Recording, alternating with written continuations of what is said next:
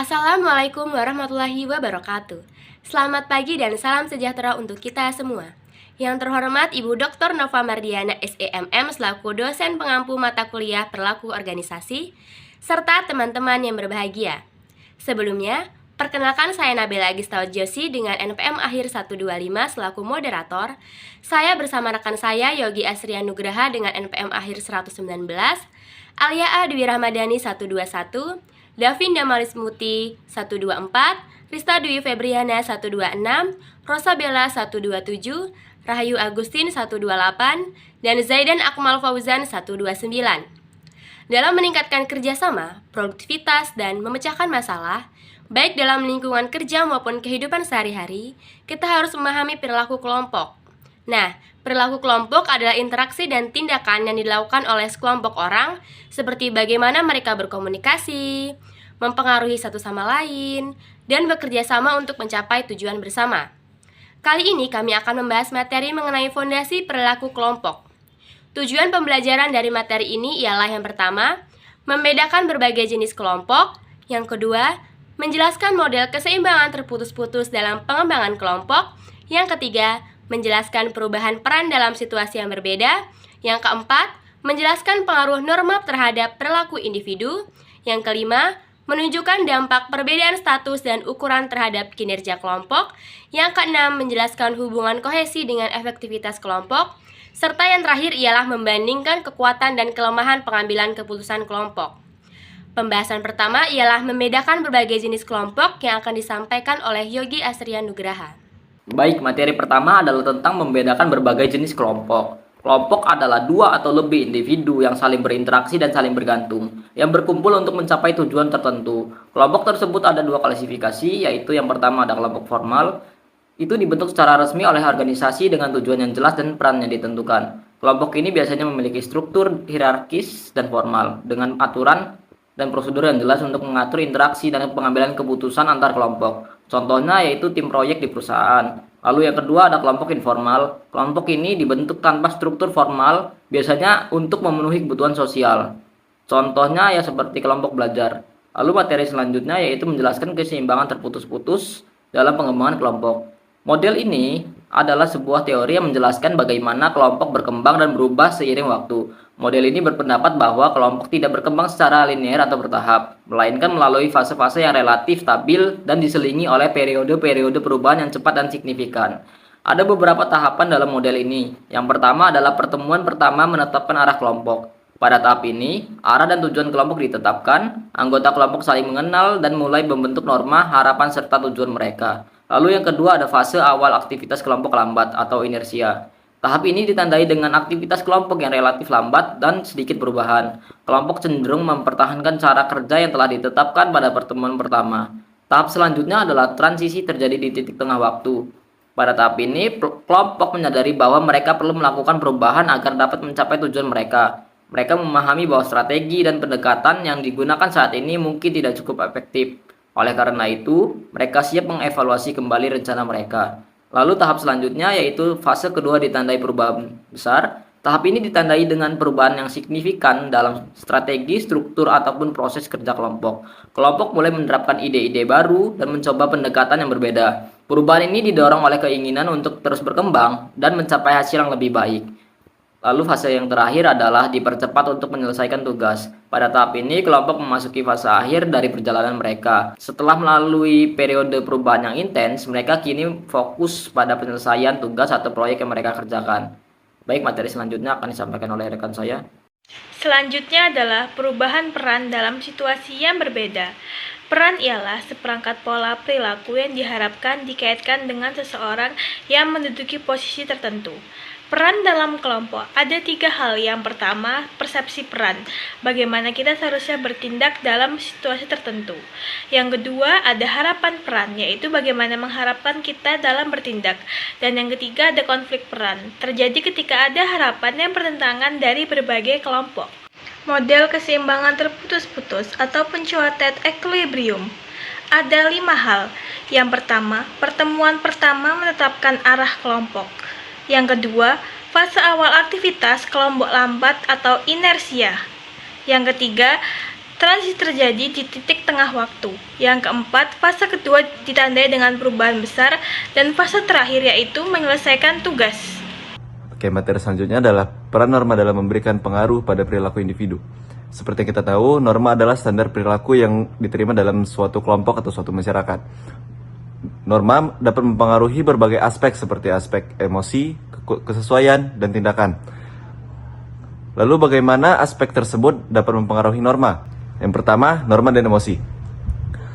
Emosi yang dirasakan oleh anggota kelompok, termasuk mereka yang bekerja bersama secara rutin, dapat menguatkan norma-norma yang berlaku dalam kelompok tersebut. Seperti suatu kelompok membuat norma untuk tidak datang terlambat atau datang tepat waktu, maka ketika ada seseorang yang datang terlambat, mereka akan merasakan emosi seperti marah atau ketidakpuasan. Lalu yang kedua, ada norma dan kesesuaian. Tanpa kita sadari, kita menyesuaikan diri dengan norma-norma kelompok ketika kita merasa bahwa orang lain melakukan hal yang sama. Kita cenderung mengikuti kelompok, terutama kelompok yang penting bagi kita, atau bisa disebut dengan kelompok referensi. Yang selanjutnya, yaitu norma dan perilaku. Kinerja individu dipengaruhi oleh norma kelompok, di mana karyawan menghindari meningkatkan hasil kerja mereka secara berlebihan karena takut akan konsekuensi yang negatif, sehingga mereka menetapkan standar kinerja yang dianggap adil dalam kelompok. Selanjutnya itu norma budaya. Di tempat kerja, norma budaya mempengaruhi cara bernegosiasi seseorang. Misalnya, di budaya yang menghargai kehormatan dan citra seperti Qatar dan Cina, strategi negosiasi yang lebih agresif sering digunakan. Sementara itu, di budaya seperti Amerika Serikat yang lebih mengutamakan martabat dan individu. Selain itu, norma budaya juga mempengaruhi cara bereaksi terhadap pelanggaran norma. Di budaya kolektivis, pelanggaran norma sering dianggap lebih lemah dan dapat memicu kemarahan moral yang lebih besar dibanding negara budaya individualis. Selanjutnya akan dijelaskan oleh rekan saya. Selanjutnya kita akan membahas bahwa perbedaan status dan ukuran itu bisa meningkatkan kinerja kelompok. Di sini ada status. Status itu merupakan posisi atau peringkat yang ditetapkan secara sosial yang diberikan kepada kelompok atau anggotanya oleh orang lain. Bahkan, kelompok terkecil pun itu menunjukkan perbedaan dalam status anggota dari waktu ke waktu. Status itu merupakan motivator yang signifikan dan memiliki konsekuensi perilaku yang besar ketika individu itu menyadari bahwa ada perbedaan antara apa yang mereka yakini sebagai status mereka dengan apa yang orang lain anggap sebagai status tersebut. Di sini ada teori karakteristik status. Teori ini menyatakan bahwa perbedaan dalam karakteristik status itu bisa menciptakan hierarki status dalam kelompok. Lalu apa sih yang menentukan status? Menurut teori ini, status itu cenderung berasal dari salah satu dari 3 sumber. Sumber pertama itu ada kekuasaan yang dimiliki seseorang terhadap orang lain. Karena mereka cenderung mengendalikan sumber daya kelompok, orang yang mengendalikan hasil kelompok itu cenderung dianggap berstatus tinggi.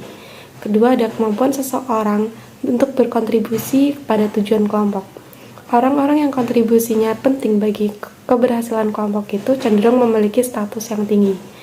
Sumber 3 itu ada karakteristik pribadi seseorang. Nah, seseorang yang karakteristik pribadinya itu dinilai positif oleh kelompok, misalnya dinilai tampan, cerdas, kaya, ataupun ramah, itu biasanya memiliki status lebih tinggi daripada seseorang yang atributnya kurang dihargai. Selanjutnya ada status dan norma. Nah, individu berstatus tinggi itu dalam suatu kelompok cenderung lebih berani untuk menyimpang dari norma jika mereka kurang mengidentifikasi diri dengan kelompok tersebut. Mereka juga lebih tahan terhadap tekanan dari anggota kelompok yang berstatus lebih rendah. Misalnya, dokter itu secara aktif menolak keputusan administratif yang dibuat oleh karyawan perusahaan asuransi kesehatan yang berpangkat rendah. Orang berstatus tinggi itu juga lebih mampu untuk menolak golongan konformitas daripada rekan-rekan mereka yang berstatus lebih rendah. Selanjutnya ada status dan interaksi kelompok. Orang cenderung menjadi lebih tegas ketika mereka berusaha untuk mencapai status yang lebih tinggi dalam suatu kelompok, terutama ketika mereka sudah pernah punya status yang lebih tinggi di kelompok lain. Mereka itu lebih banyak berbicara, lebih banyak mengkritik, memberi lebih banyak perintah, menggunakan lebih banyak jargon biar terlihat lebih cakap, melakukan lebih banyak pekerjaan, bahkan melakukan lebih banyak tindakan. Mereka juga lebih sering menggunakan kata-kata ataupun melakukan tindakan yang tidak jelas untuk mencapai tujuan mereka. Sebaliknya, beberapa bukti itu menunjukkan bahwa mereka yang memiliki status lebih tinggi itu cenderung menyembunyikannya untuk meningkatkan keharmonisan kelompok. Selanjutnya yaitu ketimbangan status. Ketika anggota kelompok merasa hierarki status tidak adil, hal ini menciptakan ketidakseimbangan dan dapat menyebabkan berbagai masalah, termasuk yang pertama itu emosi negatif dan kebencian. Yang kedua, kinerja seseorang itu dapat menjadi lebih buruk. Yang ketiga itu kesehatannya bisa menurun. Dan yang keempat, keinginan seseorang untuk meninggalkan kelompok ini menjadi lebih meningkat. Selanjutnya, status. Secara umum, ketidakadilan dalam bentuk status berbasis kekuasaan cenderung memiliki efek yang lebih negatif, seperti mendorong konflik interpersonal. Sedangkan, bentuk lain mendorong persaingan yang sehat untuk kemajuan status. Perbedaan budaya juga dapat mempengaruhi cara kelompok memberikan status, sehingga konflik dapat terjadi dalam kelompok heterogen yang berusaha menyelaraskan hierarki berbeda. Selanjutnya, yaitu ukuran dan dinamika. Ukuran kelompok dapat mempengaruhi perilaku kelompok secara keseluruhan, namun dampaknya bergantung pada tujuan yang ingin dicapai. Ukuran kelompok mempunyai implikasi terhadap pengambilan keputusan etis. Kelompok yang beranggotakan belasan orang atau lebih merupakan cara yang baik untuk memperoleh masukan yang beragam. Jika tujuannya adalah pencarian fakta atau menghasilkan ide, maka kelompok yang lebih besar akan lebih efektif. Kelompok yang lebih kecil yang beranggotakan misalnya 7 orang akan lebih baik jika tujuannya adalah kinerja dan produktivitas. Selanjutnya yaitu kemalasan sosial. Salah satu temuan terpenting tentang ukuran kelompok adalah kemalasan sosial. Kemalasan sosial adalah kecenderungan individu untuk mengeluarkan lebih sedikit usaha ketika bekerja secara kolektif daripada ketika bekerja secara individu. Penyebab kemalasan sosial adalah karena keyakinan bahwa orang lain dalam kelompok tidak melakukan bagian yang seharusnya mereka lakukan. Khususnya, kelompok tersebut harus percaya bahwa pemalas sosial bertindak secara eksploitatif atau mendapat keuntungan dengan mengorbankan anggota tim lainnya. Ada beberapa cara untuk mencegah kemalasan sosial. Yang pertama, tetapkan tujuan untuk kelompok sehingga kelompok ini mempunyai tujuan bersama untuk diperjuangkan. Yang kedua itu, tingkatkan kompetisi antar kelompok yang berfokus pada hasil kelompok bersama. Yang ketiga, terlibat dalam evaluasi rekan sejawat. Yang keempat, pilih anggota yang memiliki motivasi tinggi dan lebih suka bekerja dalam kelompok. Maksudnya itu pilih anggota yang tidak cuma numpang nama aja. Yang kelima itu, memberikan penghargaan kepada kelompok berdasarkan kontribusi untuk masing-masing anggota dan menyusun struktur kerja, sehingga kontribusi masing-masing anggota dapat diidentifikasi. Selanjutnya menjelaskan hubungan kohesi dengan efektivitas kelompok. Kohesi mengacu pada seberapa erat hubungan antar anggota kelompok dan motivasi mereka untuk tetap di dalam kelompok. Kohesi dapat terbentuk karena anggota telah menghabiskan banyak waktu bersama, ukuran kelompok kecil, tujuannya memfasilitasi interaksi, atau ancaman eksternal. Kohesi mempengaruhi produktivitas kelompok, dan produktivitas juga bisa mempengaruhi kohesi. Beberapa cara untuk mendorong kekompakan kelompok antara lain adalah 1. Perkecil ukuran kelompok. 2. Dorong kesepakatan terhadap tujuan kelompok. 3. Tingkatkan waktu bersama antar anggota. 4. Tingkatkan status kelompok dan sulitnya masuk ke dalam kelompok. 5. Rangsang persaingan dengan kelompok lain. 6. Beri penghargaan pada kelompok, bukan individu. 7. Isolasi kelompok secara fisik. Oke, yang selanjutnya yaitu kelompok versus individu. Kelompok pengambilan keputusan umum dalam organisasi, tetapi efektivitasnya dibandingkan individu bergantung pada situasi. Ada 3 hal dalam kelompok versus individu. Yang pertama yaitu kelemahan pengambilan keputusan kelompok, yang kedua kekuatan pengambilan keputusan kelompok, dan yang ketiga efektivitas dan efisiensi. Teknik pengambilan keputusan kelompok. Pengambilan keputusan kelompok biasanya melibatkan interaksi langsung antar anggota, namun seringkali menghadapi tekanan konformitas. Teknik seperti brainstorming dan teknik kelompok nominal dapat membantu mengatasi masalah ini. Kesimpulan dari materi ini adalah bahwa fondasi perilaku kelompok ini membahas bagaimana individu berinteraksi dalam kelompok, dipengaruhi oleh norma, peran, dan dinamika kelompok.